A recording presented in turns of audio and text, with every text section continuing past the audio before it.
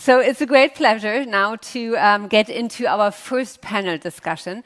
And I already see our speakers lined up in the back. It's always good to see that everybody is here and also mic'd up and ready to go. And we have a wonderful moderator for this session, Oliver Voss.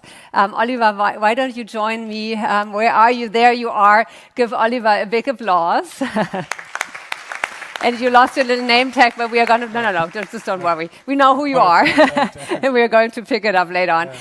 So one of the things is that the moderators do all the hard work, preparing the speakers, moderating the speakers, but then get little fame. So we always start our discussions with getting our moderators to the stage and asking you a couple of questions.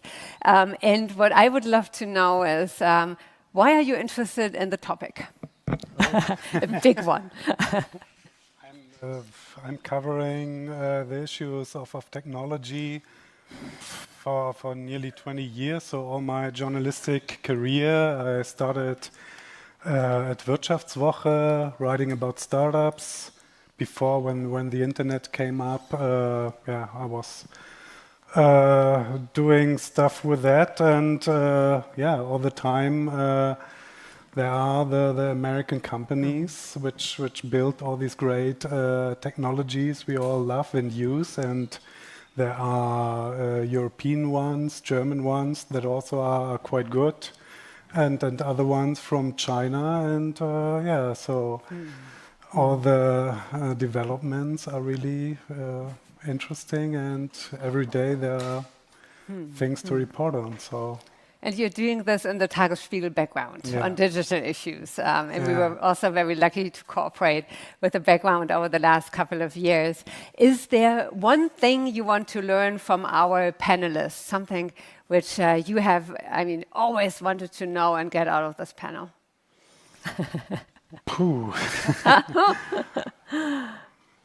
That's a hard question. So, today I think I want to know a bit like everyone in the room. I think how we see the relationship, the transatlantic, and what can we do to keep it good, and how to get solutions to the issues we have.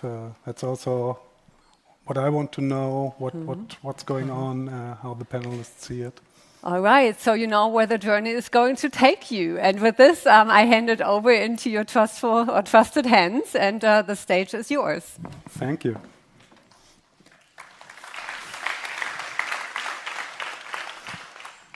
Yeah, so nearly every week we hear big announcements from the tech companies like Meta, Microsoft, Nvidia about big new AI investments.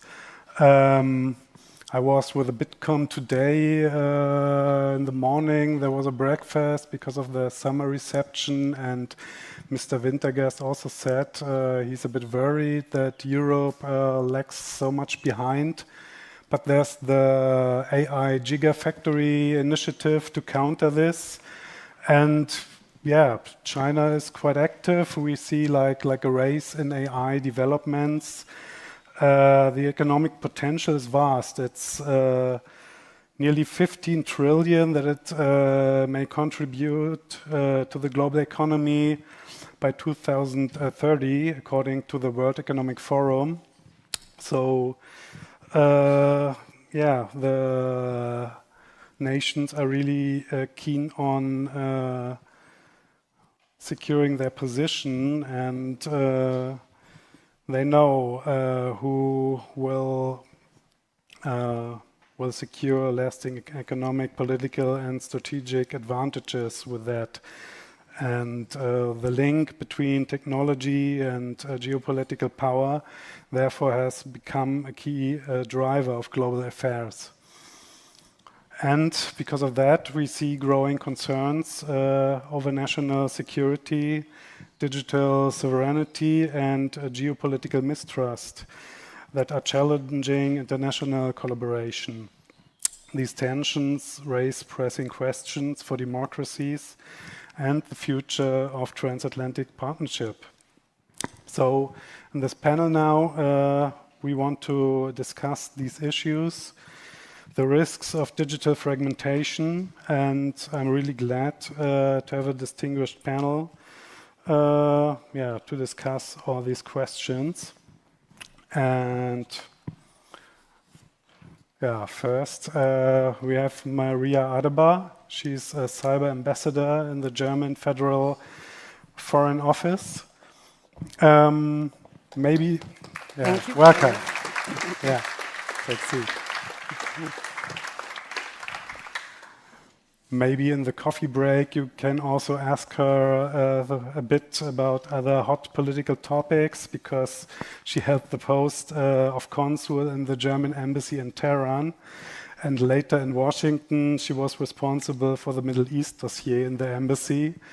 But then she returned to Berlin, joined the Federal Foreign Office policy planning staff with responsibility for the United States.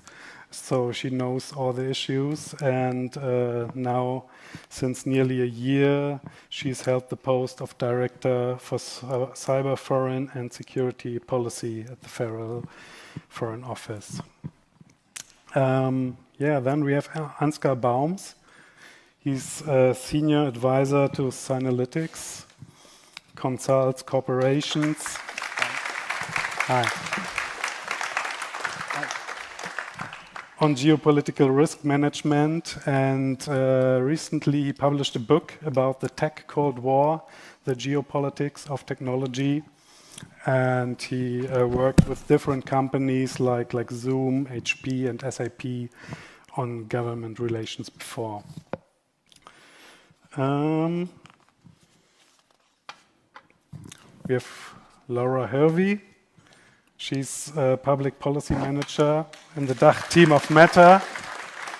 Welcome.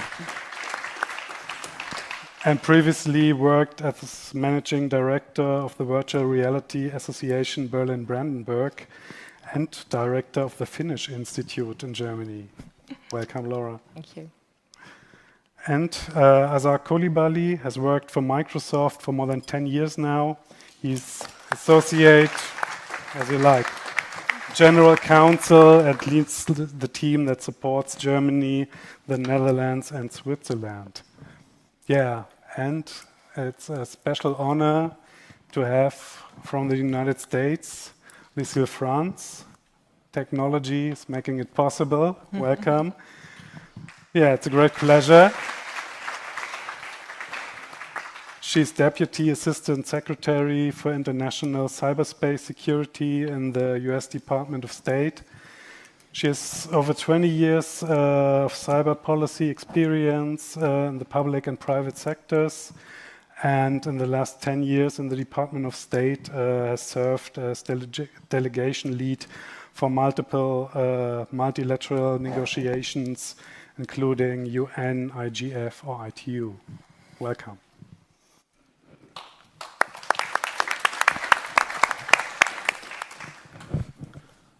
So, in the first part, I would like to talk about the topic we already heard is really interesting a lot of people, the transatlantic relationship, the state, and then a bit about the global picture, the split and different digital hemispheres we are already seeing, and how it's developing, and in the end, I hope we can open it for questions from the audience, so think what you are interested in as well.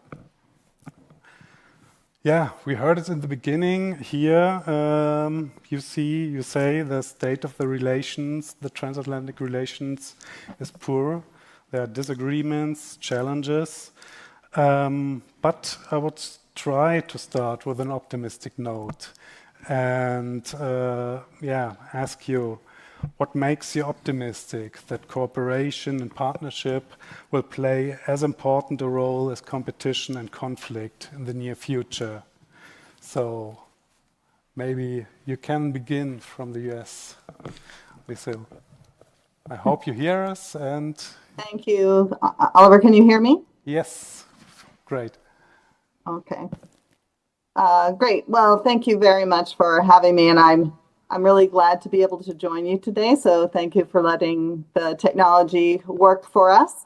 And sorry, my schedule prevents me from joining you all in person. And a big thank you to Aspen Institute Germany for organizing this event, and nice to see so many of you. I think you've raised some important questions of the day. And I think it's clear that from your comments and just the environment around us right now, technology is foundational to economic power, military strength, and, as you mentioned, geopolitical influence. And in our connected world, technology bridges nations, but it also creates shared vulnerabilities. And I think the word shared there is probably the most important one, because we, across the transatlantic relationship, are grappling with many of the same things. And that's why our engagement and partnership on cyberspace security and emerging technologies is in our shared interests. Indeed, we forged a cybersecurity and cyber issues partnership 12 years ago, when we created the US-EU Cyber Dialogue, and we maintain those discussions today, as well as those with member states like Germany. So we rely on those to forge that strong relationship, even in what appear to be difficult times. You asked about what's going on. So I'll share that the Trump administration's view is that we collectively need to shape the future before our adversaries do. The digital and cyber worlds are entirely human-made. We can create and shape them in the direction we choose. And if we don't set the global standards and conditions in our favor, others will set them for us in ways that are in our disfavor. But it isn't just about the technology, and that's because the countries that set the rules for emerging technologies will also shape the future for security, for commerce, for human rights. And the United States understands this, which is why we are deploying our tech expertise to ensure our national interests and principles triumph over those of authoritarian regimes. The United States is committing to upholding an open, interoperable, reliable, and secure cyberspace.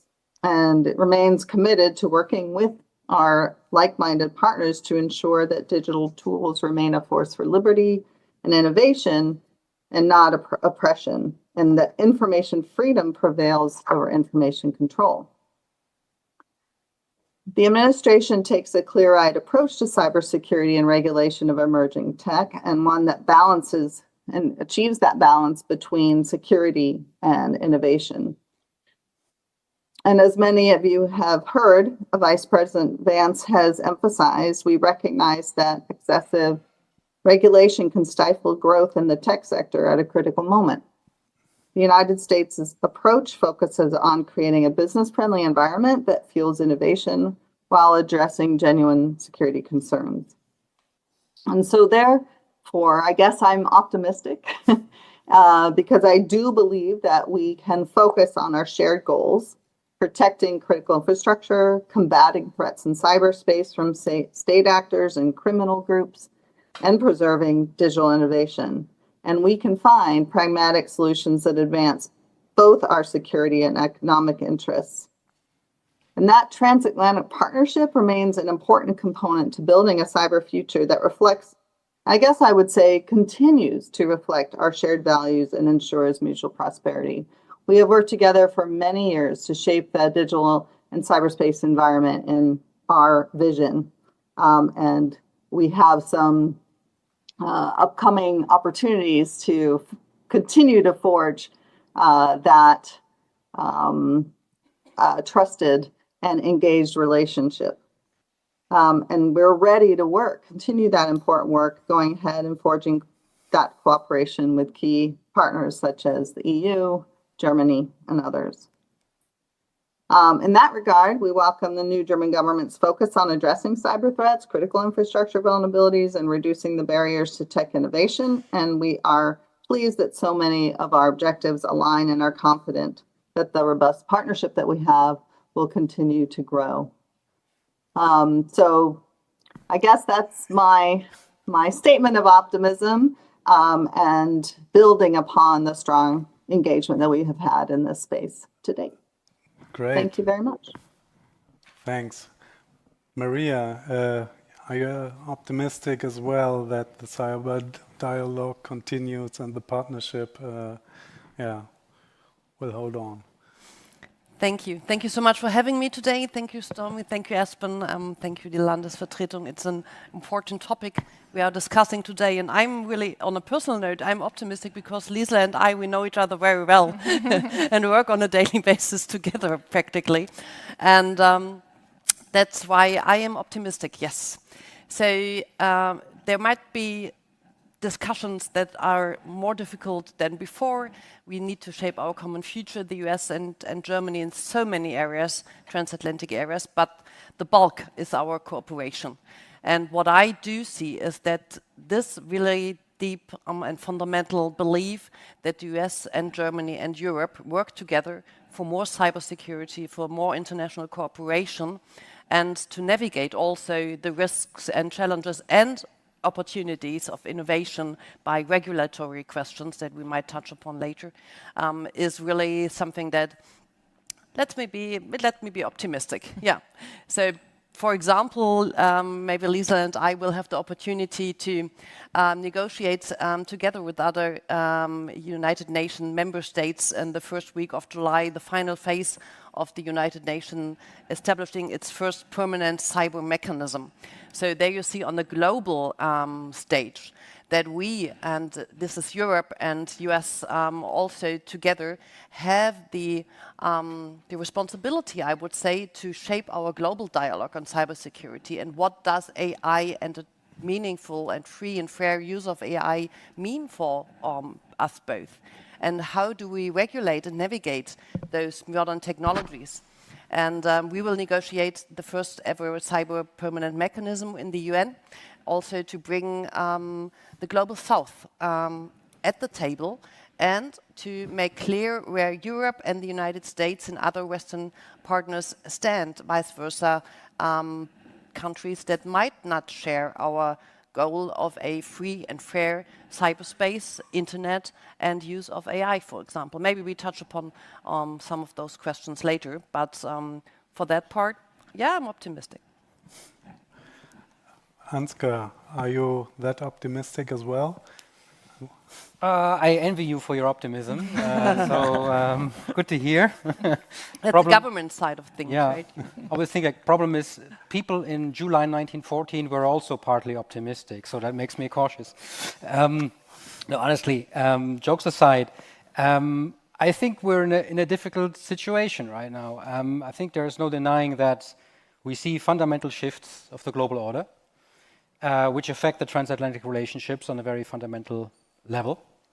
I don't think we have a clear picture how the new world order will look like and how we organize international cooperation at the time when nations do not necessarily trust each other and great powers do not trust each other. So the question, how do we cooperate despite a lack of trust, is probably the most important one, which is unsolved. We do not know how to cooperate on climate change, on cybersecurity, on areas of common interest that need urgent solutions, despite being in a geopolitical great power competition, right? Completely unsolved. And we lack, I think, the vision yet, the guidance on how to actually achieve that solve that paradox. And within the transatlantic relationships, I think the shift is also very tangible. Arguably, the old deal of the transatlantic relationship doesn't work anymore. We in Europe often forget that the Europe that we built, that we love, that we like to live in, only works or only worked historically as a function of a global hegemon, which was the US. Right? We never had a unified, peaceful Europe without the US as the ultimate guarantor of peace, as an external provider of that common good. And I think in Europe it dawns to us that if the US is no longer willing to be the global hegemon providing a common good like security to us without the costs, the Europe that we know will probably change radically and has to change radically. And that's, I think, something we haven't really thought that much about, how Europe would have to change in that regard. And probably it will not be the same Europe as we know it. That's on the general picture. Specifically on the topic of technology and geopolitics, I think it's important to recognize a shift. The US, since 1990, and that's the era when the internet grew global, was a key promoter of the dissemination of these technologies. The lesson was, wherever the modem goes, democracy will follow, right? That's the old agenda. And this kind of positive optimism into we spread technologies and we will spread the liberal order, democracy, and everything that comes with it is basically 180-degree shift now. The US is now consciously restricting the dissemination of these technologies with the same argument. We shouldn't help dictatorships. We shouldn't help autocratic regimes. So you have all these controls on AI, on other parts of the technology. So it's no longer about spreading these technologies, but rather restricting access to it. And I'm working with corporations, so my focus is always like, how do corporations think about these shifts? It's a fundamental different order that we're now operating in. So if you ask an NVIDIA manager, he will basically give first-hand account of how it feels if tech dissemination controls is the top priority of US governments and no longer the promotion of these technologies. And corporations will probably, and we all will face a world where these dissemination controls will lead to a world where we see the establishment of two independent IT stacks. So China will need to become independent from the technologies that we know, and they pursue this with great effort and lots of money and smart people behind it. So we enter a world where technology will no longer be global. It will be a split world, and that has plenty of consequences for all of us. Primarily, it will make technology less accessible and more expensive. That's a clear downside. But it will also fundamentally change how corporations think about operating globally and leading to a situation where the decision has to be made, do we want to invest in two IT stacks or do we remain bound to one IT stack and become a one-side player? So I think that's the most important strategic question that's currently discussed in German and European corporate boards. Yeah, we come back to that.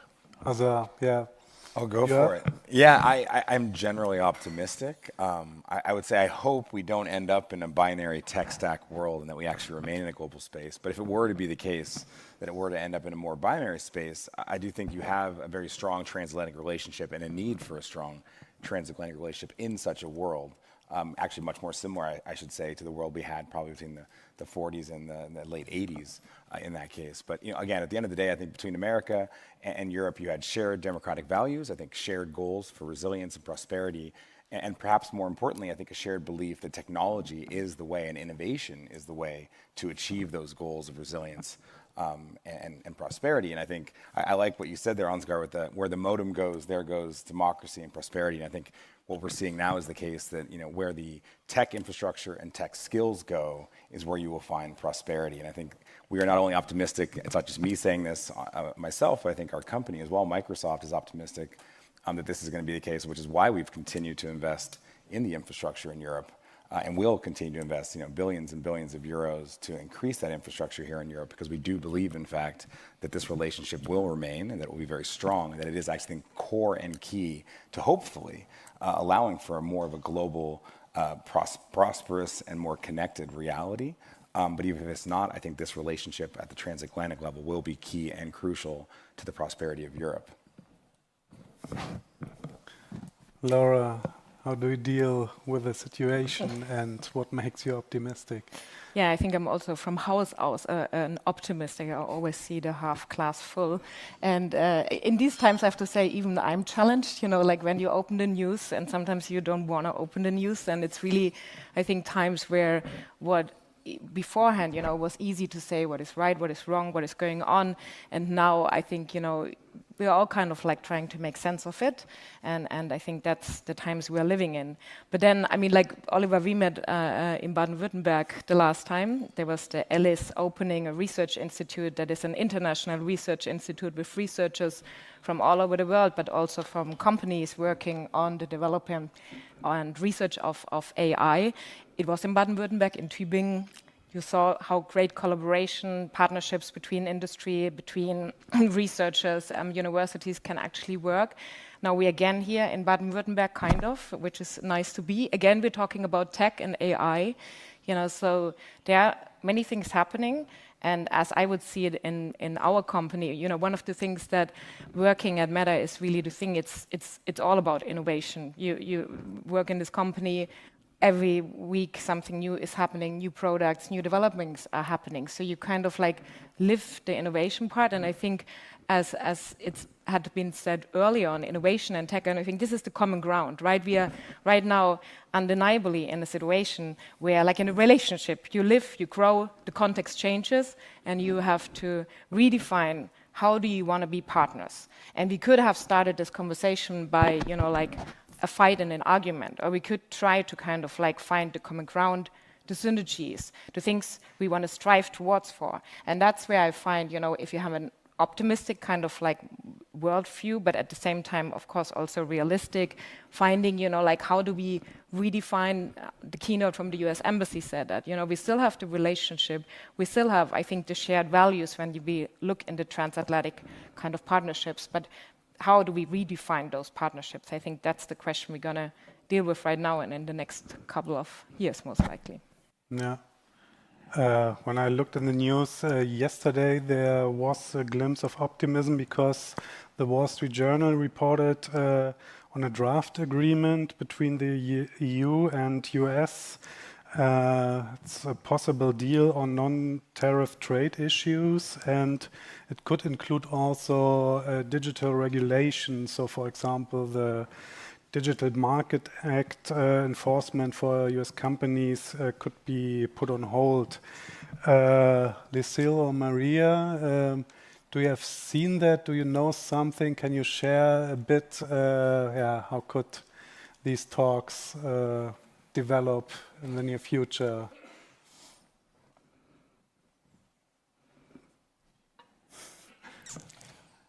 Maria, I didn't know if you were going to jump in. Yeah, no, thank you for the question. This is a press report. I think the EU and the US are speaking on a lot of things, including economic things, and the realm is broader.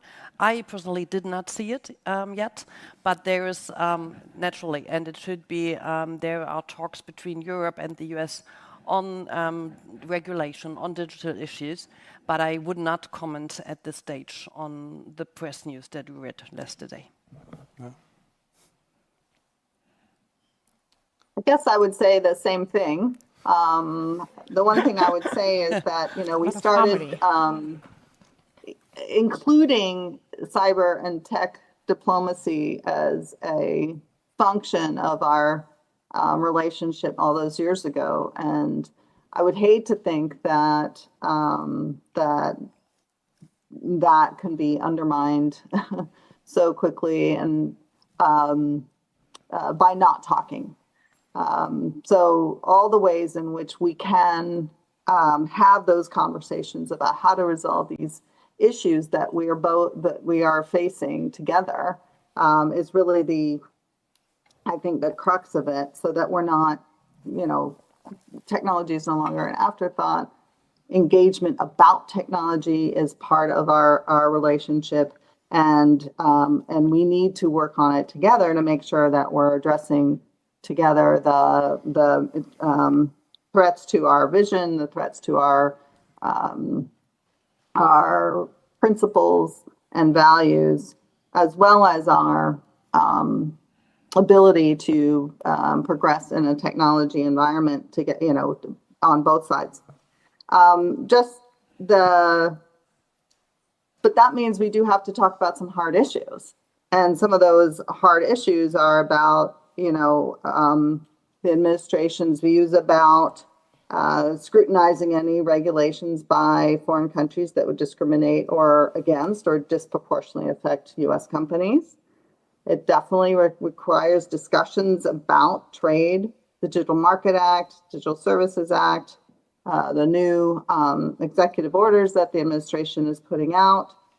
You talked about digital sovereignty, the cloud services certification scheme, other regulations. It would be detrimental, I think, if we weren't able to talk about those on a consistent basis, on a sustained basis, and come to agreement, whether it's in a trade agreement, whether it's in looking hard at those difficult problems and making pause, making adjustments, making dynamic discussion about how to address these things. I think it's no secret that attempts to restrict access or limit content or penalize U.S. companies or exclude U.S. companies will see a response from the Trump administration. So how can we work together to address those positive aspects that you've heard, while working together to do that, while also looking at the threats we both face? A foundation of a lot of transatlantic digital business is the data privacy framework, but there are also many unanswered questions about that. How stable is that agreement at the moment? How do you see it? It covers a lot of viewers, maybe. Yes. I won't get into the political nature of some of the things. I think right now it stands, and obviously we're very happy about that. We think it's a great example of the transatlantic relationship working. And I think, as been mentioned by the folks here, it is always a negotiation. It's always a conversation, like any good relationship. I think that was a great example. And working through the tough issues. I think obviously we have gone above and beyond that. We have the EU data boundary, so all the European data of our customers stays in Europe, in European data centers. We always take, I think, an extra step to make sure that we're really being grounded in, I think, European values. That said, I understand that folks always want to look at other ways of making sure that that goes above and beyond just how we operationalize, but also putting that into different contractual structures and arrangements. And again, I think the data privacy framework has worked and has, I think, allowed for a lot of innovation and a lot of partnership across the Atlantic. And I would hope that in the ongoing discussions between our respective governments, that this is something that we continue to build on. And then, of course, always seeing what may happen in the courts as well. But that's all speculation that I can't really get into. But I do think, again, at the end of the day, I don't see this as a whether, but rather a how. We will make sure that we maintain data privacy standards and data transfer standards between Europe and the US, because it is imperative, I think, not just to the relationship, but I think to the prosperity of our respective countries, that we have the ability to work together. And so whether or not there may be some changes or issues with any of these frameworks or data privacy regulations, I think there will always come from it something that does allow, which we've seen now, I think, for multiple iterations through all the Schremses, if you will, that the transit relationship remains strong. And I think we do want to find a way, and we will find a way, whether it is the existing way or whether it is something that changes based on the different democratic values and approaches being taken by the parties. So I'm very, again, optimistic. I think rather than speculating on what it will look like, I think it's much more important to stay grounded in the reality that it is imperative that we find ways to work together and find ways to make sure that our European countries and partners and those who work and live here are able to use the technology in a way that's grounded in their values, but also that is grounded in the ability to innovate by working with technology partners outside of Europe as well. But you announced, or Brett Smith announced recently, new security features, new sovereignty solutions, especially for Europe. So it sounded like he had to admit the data wasn't secure enough, or there were changes, geopolitical changes, that made it necessary to have these new features and solutions. Yeah, and some of what we announced, there's been now 3 announcements. First on April 30th in Brussels, and then about a month later here in Berlin. And Stormy, thank you so much for being a part of that, which is much more focused on security.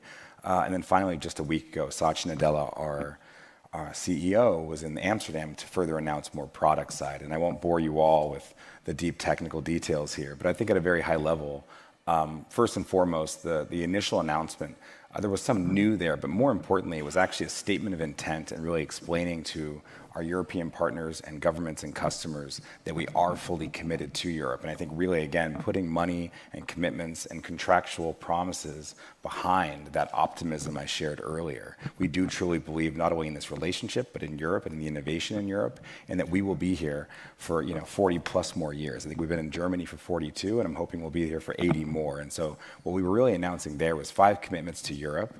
Those come at various levels. I think some of that is infrastructure commitments, again, increasing our data center capacity in Europe by 40%, doubling down on the EU data boundary I mentioned, which makes sure that that data stays in Europe, sitting in those European data centers, also a commitment to the security of Europe. And then finally, some contractual commitments we're now making to all of the European governments to ensure that they will know that this data that is in Europe and our services that rely on that data will continue no matter what may happen in the geopolitical dynamic, that we are committed to continuing our services. And so again, I think of it as less as new or that data wasn't secure and much more of us making a very overt commitment that it will remain secure and that we as a company will remain here and providing those services. And then similarly, when it comes to our security promises, it's to make sure that we're protecting European data and customers from all the various things that may impact their resilience. And then finally, in Satya, and then I'll let others speak because I don't want to go too deep into this, but what Satya then did last week in Amsterdam was really adding a bit more product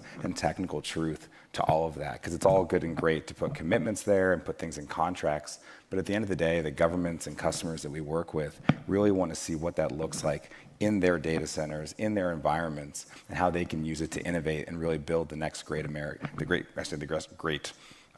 product or solution or way of solving the problems they have. And so Satya really delivered that to show that this is not just commitments, but also real things you're going to see in practice. Maria, is it things like that? Is that enough to have good and secure possibilities to store our data? Do you also think the privacy framework will hold? Or do we need more sovereignty in Europe? Or is it both of it? I don't know whether we should here in this 20 minutes left or 15 minutes left deep dive into technical discussion. What I do think, and this is a very good example, is that the last EU Commission really had a fireworks of data and cyber legislation, Cyber Solidarity, Cyber Security Act, and the elephant in the room is the EU AI Act and the DSA. So, and now we're entering with the new Commission in the phase of implementation, those acts and those regulations. And I think we share the interest with big US companies and with the US government to do it in an innovation-friendly and low bureaucracy way, whilst securing our democratic values of data protection, good use of data, and free and fair access to platforms, internet, and devices, and all the things, tools that we use. And this will be the way forward, actually, that we all have to go.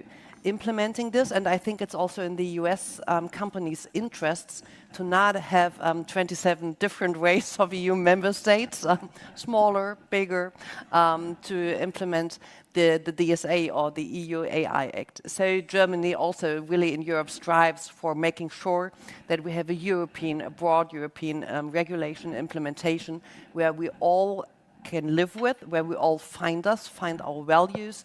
Again, low bureaucracy, innovation friendly, and this German government starts and has started to really discuss and also bring in an active position in the Brussels discussion on those things. And I think that's the way forward. Ansgar, is it the way, or it's it's a mixture of the legislation that we have that a bit is combined with trade deals. On the EU, we say it's legislation to have a level playing field, to have a market situation for all, and now it's a bit combined with other questions, geopolitical. How do you see that? So maybe just three trends I see when I look at tech regulation. One is we basically see the securitization of tech value chains, right, in legislature. So you see that governments now care much more about tech value chains, where stuff is coming from, where it's delivered to, who is the partner, what is the security architecture around, etc. That all becomes now is a matter of national security. It hasn't been for a long time, now it is. And tech companies facing now a completely different environment, scrutiny, oversight by governments, and much deeper interventions by governments who basically try to, let's put it in abstract terms, they argue the export of a chip has a negative security externality for the Western world. If it's an NVIDIA chip, if it goes to China, we have to manage, or basically to manage that negative externality by shutting the exports down. That's the logic behind all these interventions in tech value chains. Completely new exercise for everyone. Both on corporate side, it requires plenty of analysis of what your value and supply chain actually is, but also on the government side, this exercise doesn't come, it's not easy, right? If you want to intervene in these tech value chains, you need to know them first, which is super difficult. I mean, how many people really understand semiconductor value chains? It's very few, and they're highly paid and probably not, on government salaries. So it's, by the way, funny that you cannot do this with a small government ideology, right? If you do these interventions in the tech world and you go serious about tech dissemination controls, you need a much more muscular government to actually do that. And Mr. Vorweg is also on a panel. I think he's one of the people who's actually responsible for doing that in Germany. He will tell you how demanding this exercise is and how difficult it is to organize these skills in a government setup. That's a big thing.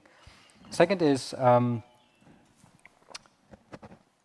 issue linkage. So what you described and what's currently going on between the US and Europe is that topics which are not really related to each other, like DMA with tariffs, with something on China, with something on the Ukraine, maybe something mixed in with Israel and Iran, it all gets mixed together and it becomes one, it's now a mass that you can basically use for negotiations.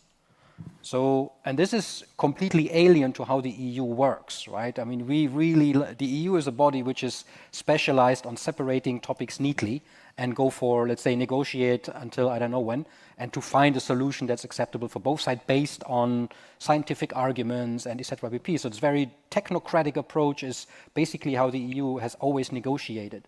And now on the US side in particular, we see this kind of different rules apply. They say, no. We're not going to do this technocratically. We're gonna basically do grand deals and bargains and try to bring in as many assets as possible to find a solution. And that has certain advantages actually, because it gives you much more flexibility to actually achieve common sense and a platform everybody can agree on. But it's also, as I said, completely alien to how we do business in Europe. And particularly on the EU level, I therefore see these two challenges. First, the new world is not technocratic negotiations, number one. Number two, the economy gets securitized. We all know that the EU has very limited portfolio with regard to national security issues. As soon as it is about export controls, it's going to be nation states level mostly. So the whole setup of how the EU is positioning itself in the transatlantic relationship, how do we actually negotiate, how do we come to a common interest, etc. It's a major challenge for how actually the EU is operating. And I think we need to go back to the drawing board and reinvent an EU which is fit for negotiating with the US, but also defining its position vis-à-vis China.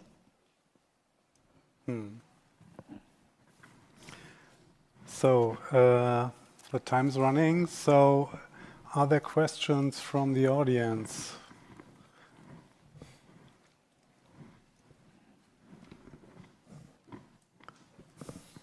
All questions solved. Yeah. Please, there's a mic coming. Please maybe say who are you representing and your name. Hi, I'm Alice Kanderian. We're organizing for the World Women Foundation conferences, and I'm also a journalist. So my question would be, because you said before the access to technique would be actually more restricted in the future. Does it mean that are more expensive, as far as I understand? So does it mean that the tendency we see, the trend we see here, is like it's going to be monopolized? And does it work? Is it if it's restricted, it's not really, I would say, against democracy? Who do you want to answer?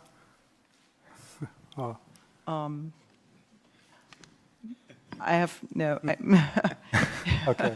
Up to you. I can just quickly. Or Laura, yeah. Just quickly say that from Meta, for example, of our open source AI, that we are very, like that's part of how we understand that we're part of the ecosystem here in Europe. And we are, with the open source approach, it's kind of the AI is developed in a responsible manner. And we have many examples where the AI is used, for example, at the TU Dresden, for the research on cancer treatment.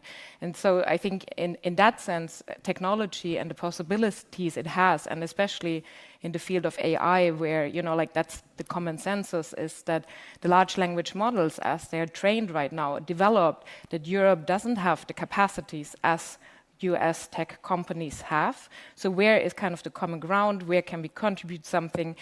I think in those regards, there's kind of like the ecosystem approach, and that what everybody is bringing to the table, the interests.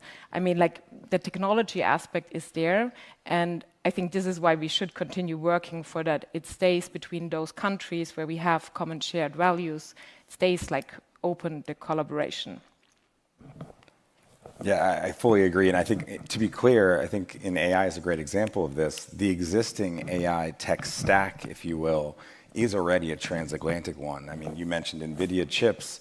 Those can't be made without products made in the Netherlands, for example, and in Belgium, and minerals that come from various parts of the world, and then designs that are done in London in some cases, and in the US. And so it isn't as if there is one country sitting with all the various aspects of the stack. It is very much part of an existing transatlantic trade relationship. So I actually think that stack already requires that cooperation. I think it already is such that it is impossible to truly monopolize. If you don't have an ASML in the Netherlands, you don't have an NVIDIA AI chip, period. It just won't work. And so I think it is important that we think of that. And I think Europe does play a very large role in much of the technology that is developed today. And I believe will play an even bigger role so long as we ensure that the skills, which I think is the most important thing in this, which is that we have the people able to continue to drive the innovation such that the tech can continue to have a stack that is diversified and global in nature, which will then, I think, lead to countries and regions that have similar shared democratic values continuing to work together to build integrated, interdependent, and shared prosperity driving tech stacks of this nature into the next innovations that come, like quantum and such. You wanted to add, Ansgar? Yeah, maybe just an aspect on the cost side. So the tech value chains that exist today have been optimized for efficiency, cost efficiency, over 20 years, 25 years, right? It takes that long, it took that long, and you have this amazing effort inside these big tech companies to basically make them, as costly efficient as possible. Huge effort, but now that we have a different design principle that applies, which is resilience, geopolitical resilience, resilience against shocks caused by geopolitical friction, these tech value chains need to change. They will rebalance between efficiency and resilience. Resilience is always costly, right? It's a dilemma. So we should expect that the prices for technology in general will go up simply because we need to factor in change in the supply chain, different locations, different arbitrage that applies. So overall, the estimates are that costs overall for technology will simply go up, which is kind of like we're used to tech getting cheaper all the time, right? Moore's law and stuff. I mean, this is how we grew up in the 90s. Some PCs were very expensive. Now they're TVs. We might see a change in that, and that I think we need to get used to that idea that it also has economic impact, right? So the ICT has been a deflationary force for decades. So we know like a couple of percentage base points were taken off inflationary pressure because of ICT is making inventory more efficient, less inventory, more just-in-time delivery. All these efficiency gains that we had because of ICT, we had lower inflation globally. I think we're taking that factor offline. So generally, I'd say the inflation pressure in the next decades will be higher, simply because, yeah, if your Mac doesn't cost you 900 quid, but 1,600, it will add up. And I think we need to be very, let's say, cognizant of the fact that this will have trickle-down effects. What's about accessibility to knowledge? What about, closing the knowledge gap? What about, it has real impact on how we live and how we operate as a society if technology is becoming now, for the first time since decades, more expensive and not cheaper. I think that's something to consider as well. And the US restricted the access of China to AI chips and other technologies for security issues. But we've seen things like DeepSeek, which some called new Sputnik shock, and other developments. Is it really slowing down the rise of China, or could it maybe in the end accelerate the development of alternative capabilities in China? Lucy? Well, I'm not sure that I'm necessarily the best one to answer that question, although I think the aspects of tech competition have been touched on throughout the discussion.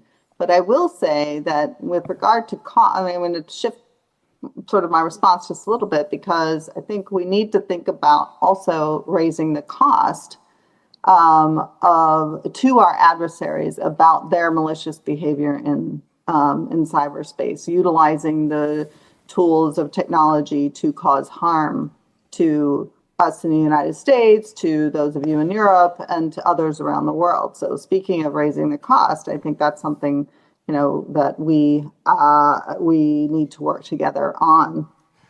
We have taken action against our most capable cyber adversaries, from China to Russia to North Korea and Iran, and a range of criminal groups through our attributions, our sanctions, our indictments, those kinds of things. And I know that's not the cost you're talking about right now, but that is something that we are very keen to work with our partners on in order to raise the cost to them, and work together to affirm, emphasize, intensify that foundational normative framework that we have. The aspects of tech competition are certainly part of the dialogue. How do we make sure that the tools we are producing and using are used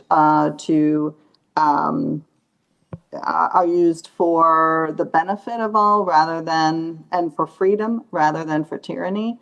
And so those are the kinds of things that we care about in the Department of State, and how we can raise that cost to malicious actors. Now, I think the panel have talked a lot about the stack, the tech stacks, supply chain,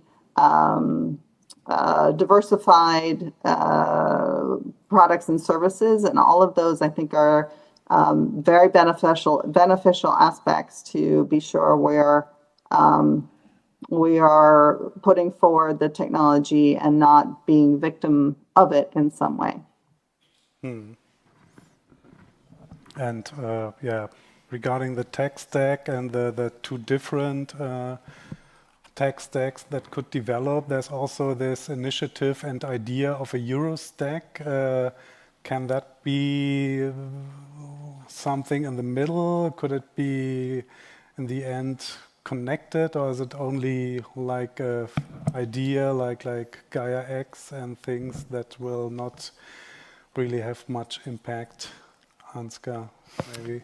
I think there's lots of confusion right now because there are so many projects which have the stack name in it. So there's a Germany stack, there's a Euro stack, and whatever kind of stacks. I think they all apply to very different concepts, actually. So the German stack is basically an agenda to digitize public sector services. Great. The Euro stack, from my perspective, is clearly a scheme for protectionism, introducing quotas on buying European tech. That's simply a buy European protectionist program. I think it will fail. It has no legs in economic realities and how corporations and VCs think about technology. So it's not very imaginative. And we haven't done an analysis of what went actually wrong with past efforts in that regard, right? Gaia-X failure. Did anyone ever seriously check what went wrong and why it was the wrong approach to it? No, but we do the next one and again ask for billions. So I'm not a fan of that kind of trajectory. When I mention like the IT stack will split, I literally mean think about compute architectures as the fundamental rules apply to computing. So we basically operate on two architectures, right? Which is the x86, Microsoft's basically contribution to technology with IBM, and the second one is the ARM architecture. This is how we do compute. In your mobile phone, probably an ARM architecture, in your PC, until recently, most likely an x86. I think from that level up, we will see China going their own way. Why? Because they have to. They've seen what has happened to Huawei in 2019, being cut off of Android OS, potentially being cut off of other technologies like the ARM design. So in the end, China made a conscious decision. We need to get independent of US IP in technology stack as soon as possible. And that starts from the compute semiconductor level all the way up to the application level. And that Chinese IT stack is rapidly developing. The split is almost complete on the applications level, on the cloud level. If you are in China, you use different technologies, right? And it will now go down all the way to the compute architecture level, where there are a couple of projects that are actually in the pipeline in China to replace an x86 and an ARM architecture, meaning in the future, export controls by the US, leveraging US IP or US technology will no longer really work with China because China is now independent. Best example is probably Harmony OS. Might have heard about it. It's now an Android and iOS competitor based on formerly Android code. Now it's independent and run by Huawei themselves, basically meaning that the vector of attack, so to say, is becoming smaller and smaller. Now, what does it mean? If you're a company and you try to protect your market access in China, in the future you have to develop products based on this Chinese IT stack. So your car that you want to sell in China will be completely different from any car that you will sell in Europe or in the US, simply because compute architecture, encryption, cloud architecture, imagery, anything which is connected or smart will be based on Chinese tech versus rest of world tech. And that's a fundamental dilemma for companies who have to decide, where do I spend my R&D money? Do I do it for both stacks and try to be competitive in two stacks? Or do I focus on one stack? If I invest in two stacks, of course, I spend less money than those companies who only invest in one stack, right? So I might fall behind on innovation. That's a real dilemma, right? There is no good solution, but you need to take a decision.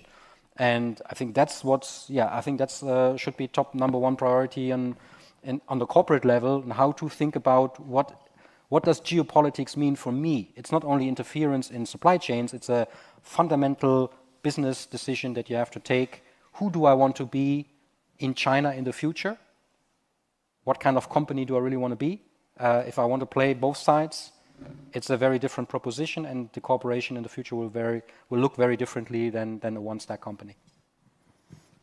Okay, so yeah, unfortunately we run out of time.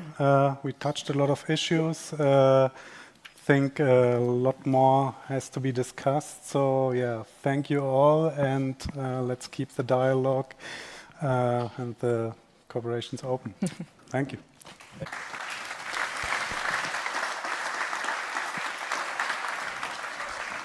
before you run away, a group picture that's obligatory for all of our panels. I take along quite a bit food for thought and maybe some more questions than before the panel. So we want to do this little buzz exercise again before we send you out for the coffee break, because we now also have half an hour 25 minutes to keep on discussing and also freshen up. And I would also like to welcome you back in time, because we have a wonderful discussion partner joining in from the United States. But our little buzz exercise, turn to your neighbor and tell him or her what irritated you most about the panel and what you liked most about the panel. So talk with each other and then enjoy the coffee break and give them again a big applause.